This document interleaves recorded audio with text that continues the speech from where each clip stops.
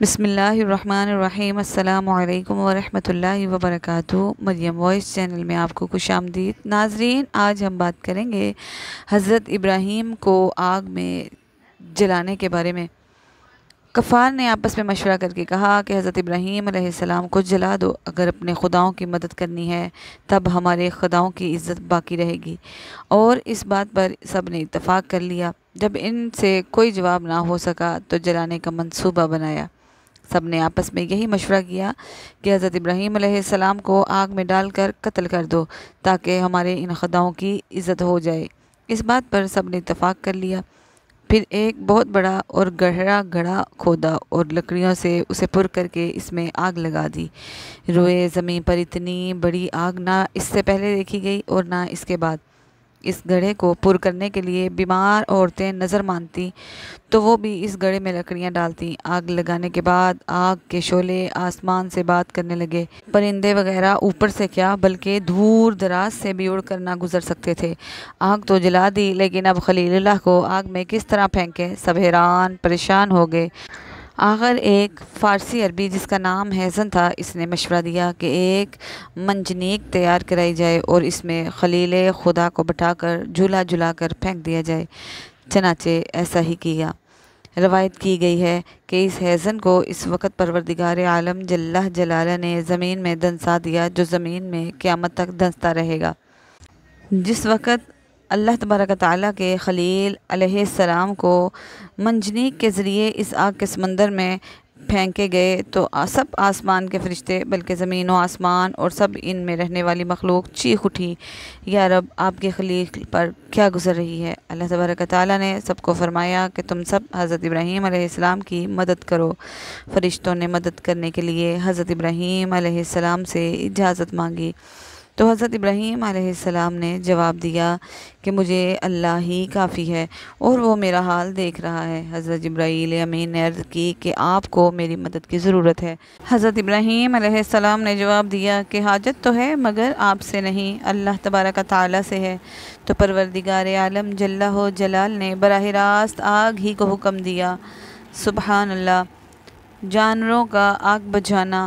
Qatada रहमतुल्लाह अलैह फरमाते हैं कि जिस दिन वो आग तेज़ हुई तो जानवर भी इस आग को बुझाने के लिए निकले और कोशिश करते रहे कि किस तरह इस आग को बुझा दें, सिवाय गिरगिट के। हज़रत ज़हरी रहमतुल्लाह अलैह फरमाते हैं कि सरकार दो आलम सल्लल्लाहु अलैहि वसल्लम ने गिरगिट को मारने का हुक्म फरमाया है और गिरगिट को फाशिक का नाम दिया है क्योंकि ये इस आग को तेज़ करने के लिए फूंके मारता था। जब हज़रत इब्राहीम अलैहिस्सलाम को आग में डाला गया था तो इस वक्त एक काफर बादशाह ये तमाशा देख रहा था कि अचानक इस आग से एक चिंगारी उड़कर इसके अंगूठे पर पड़ी और वो वहीं खड़े खड़े सबके सामने ऐसा जला कि जैसे रूई जलती है। जिस वक्त हज़रत इब्राहीम अलैहिस्सलाम को इस आग में डाला गया, इस वक्त इनके मुंह मुबारक से निकला, हस्बी अल्लाहु निअमल वकील, काफ़ी है मुझे अल्लाह मेरा काट साज है। हज़रत सल्लल्लाहु अलैहि वसल्लम को जब ये ख़बर मिली कि एक जरार लश्कर लेकर मुकाबले के लिए आ रहा है तो आप सल्लल्लाहु अलैहि वसल्लम ने भी यही दुआ पढ़ी, हस्बी अल्लाहु निअमल वकील। बहरहाल जब हज़रत इब्राहीम अलैहिस्सलाम को आग में फेंका गया तो परवरदिगार आलम जल्ला जलाल ने बराह रास्त आग को हुक्म दिया, वया नारु कूनी बरदम व सलामन अला इब्राहीम, ए आग ठंडी हो जा और सलामती वाली इब्राहीम पर। इस वक्त इब्राहीम अलैहिस्सलाम ने फरमाया, इलाही, तो आसमानों में अकेला माबूद है और तौहीद के साथ तेरा आबद ज़मीन पर सिर्फ़ मैं ही हूँ। और इसी वक्त हज़रत जिब्राईल अलैहिस्सलाम आप अलैहिस्सलाम के सामने आसमान और ज़मीन के दरमियान ज़ाहिर हुए और दूसरी तरफ बारिश पर मामूर फ़रिश्ता भी कान लगाए हुए खड़ा था कि कब मुझे हुक्म हो तो बारिश बरसा कर आग को ठंडी कर दूँ। लेकिन परवरदिगार आलम की तरफ से बराह रास्त आग ही को हुक्म हुआ। कहते हैं कि इस वक्त हज़रत इब्राहीम अलैहिस्सलाम की उम्र मुबारक 16 साल की थी। हज़रत काब अहबार रहमतुल्लाह अलैह कहते हैं, इस दिन दुनिया भर की आग ठंडी हो गई थी। इस दिन आग से कोई भी फ़ायदा ना उठा सका था। हज़रत इब्राहीम अलैहिस्सलाम को जिस झूले में बैठा कर फेंका गया था, इसकी रस्सियाँ वग़ैरह तो आग ने जला दी, लेकिन हज़रत इब्राहीम अलैहिस्सलाम के एक रोंगटे को भी आग ना पहुँची। हज़रत जिब्राईल अलैहिस्सलाम आपके मुँह मुबारक से पसीना पूछ रहे थे। आप 40 या 50 दिन आग में रहे और फरमाते थे कि जिस कदर राहत और ख़ुशी और सरूर वहाँ हासिल था, इस कदर बाद में कभी नहीं मिला। हज़रत इब्राहीम अलैहिस्सलाम आग से सही सालम निकले तो आप अलैहिस्सलाम के वालिद ने कहा कि इब्राहीम, तेरा रब बहुत ही बड़ा और बुज़ुर्ग है।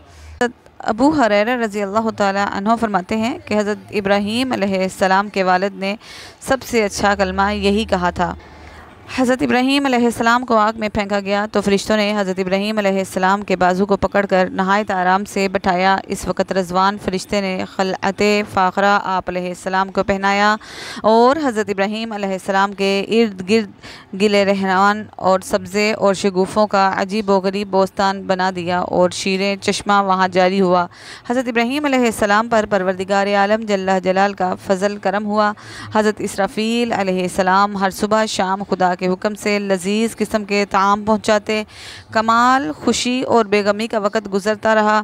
7 रोज़ के बाद नमरूद ने समझा कि आग बुझ गई होगी। ऊंचे महल पर चढ़कर रोज़ाना नमरूद देखता था और हज़रत इब्राहीम अलैहिस्सलाम के ज़िंदा रहने से खौफ करता था कि अगर ये अपने खुदा की मदद से ज़िंदा निकला तो मुझ और मुल्क पर आफत आ पड़ेगी। और कभी अपने दिल का ये डर अपने साथियों से बयान करता तो वो तसल्ली देते कि इस आग में संगे खारा भी अगर डाला जाए तो वो भी पिघल जाएगा।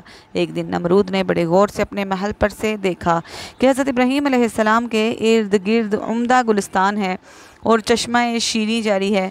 नमरूद नहायत हैरान हुआ, इसराब और परेशानी से सरगर्दान हुआ और कहा, ए इब्राहीम, तुझ पर ऐसी जान गजार आग को किसने गुलजार किया? इब्राहीम अलैहिस्सलाम ने जवाब दिया कि ये मेरे परवरदिगार का करम है और उसी का असर है। नमरूद ने भी कहा कि जिसकी कुदरत का ये असर है फ़िल हकीकत वो बड़ा परवरदिगार है। 40 या 50 दिन हज़रत इब्राहीम अलैहिस्सलाम इस गुलजार में रहे। फरमाते कि ऐसा खुशी का वक़्त सारी ज़िंदगी में फिर ना मिला। फिर हज़रत इब्राहीम अलैहिस्सलाम इस राख से जो पहाड़ की मानंद थी निकल कर आए तो अज़सर 9 नमरूदियों को वाज़ व नसीहत शुरू की। नमरूद ने चंद रोज़ की मोहलत मांगी। इसके वज़ीर ने कहा कि तू इतनी मुद्दत तो खुद खुदाई की, अब दूसरे की बंदगी इख्तियार करता है और अपने लिए शर्मिंदगी और रसवाई इख्तियार करता है। आखिर इसने हज़रत इब्राहीम अलैहिस्सलाम के सामने इनकार कर दिया और कहा कि मैं तेरे रब की रज़ा के वास्ते कई हज़ार गाय और बकरियां और ऊँटों की कुर्बानी देता हूँ। हज़रत इब्राहीम अलैहिस्सलाम ने फरमाया कि ईमान के बगैर कुर्बानियाँ कबूल नहीं होती, फिर भी तेरे वास्ते दोज़ख ही होगा। आखिरकार हज़रत इब्राहीम अलैहिस्सलाम ने फरमाया, इतनी बड़ी बादशाही खुदा ने तुझे दी और मुझे खुदा ने तेरे वास्ते नबी बनाकर भेजा और मुझे आग से बचाकर एक मौजज़ा तुझे दिखाया, फिर भी तू कुफ्र से बाज ना आया तो तेरी गारत करने को इसका अदना लश्कर भी काफ़ी है। नमरूद ने कहा, दुनिया में मेरे अलावा कोई बादशाह नहीं और मेरी बारगाह के अलावा कोई बारगाह नहीं। अगर आसमान के बादशाह की फ़ौज है तो कहो कि मुझ पर अपनी फ़ौज भेज कर मेरी हशमत और लड़ाई का तमाशा करे। तब हज़रत इब्राहीम अलैहिस्सलाम ने दुआ की। दुआ के बाद हज़रत जिब्राईल अलैहिस्सलाम आए और कहा कि नमरूद से कह दो कि हमारी फ़ौज आ रही है, तैयारी करो। हज़रत इब्राहीम अलैहिस्सलाम से नमरूद ने ऐलान जंग सुनकर 3 दिन की मोहलत मांगी, फिर लाखों की फ़ौज इकट्ठी की और एक मैदान में जमा किया। चौथे रोज़ हज़रत इब्राहीम अलैहिस्सलाम तनहा नमरूद की फ़ौज के सामने गए तो इन लोगों ने कहा, हज़रत इब्राहीम अलैहिस्सलाम को आसमानी फ़ौज कहाँ है? फरमाया कि पहुँच रही है। इतने में मच्छरों की फ़ौज नमूदार हुई जिसकी वजह से आफताब की रोशनी छुप गई। नमरूद ने ऐलान कर दिया, अपने फ़ौजियों को नकारा बजाओ, लेकिन मच्छरों की आवाज़ लोगों के कानों में पहुंची तो लोगों के होशो हवास उड़ गए। हर छोटा बड़ा हैबत इलाही से डर गया। एक आदमी पर लाखों मच्छर लिपट गए, एकदम गोश्त पोस्ट खून वगैरह ख़त्म कर दिया, खाली हड्डियों के ढांचे रह गए, आदमी जानवर सब ख़त्म कर दिए गए। नमरूद भागकर अपने महल में अपनी औरत के पास जा बैठा। इतने में एक लंगड़ा मच्छर आया। नमरूद ने अपनी औरत को दिखाया कि जानवर ने लश्कर को तिबाह कर दिया है। वो मच्छर इसकी नाक में घुस गया और दिमाग को चाटना शुरू कर दिया। नमरूद हथौड़ों से सर को मारता और दीवारों से सर को टकराता। 40 दिन के बाद इसी अजाब में जहन्नम रसीद हुआ। नाजरीन, आपको हमारी वीडियो पसंद आई हो तो लाइक, शेयर, सब्सक्राइब, कमेंट में ज़रूर बताइए। आपकी दुआओं की तालिब आपकी बहन मरियम।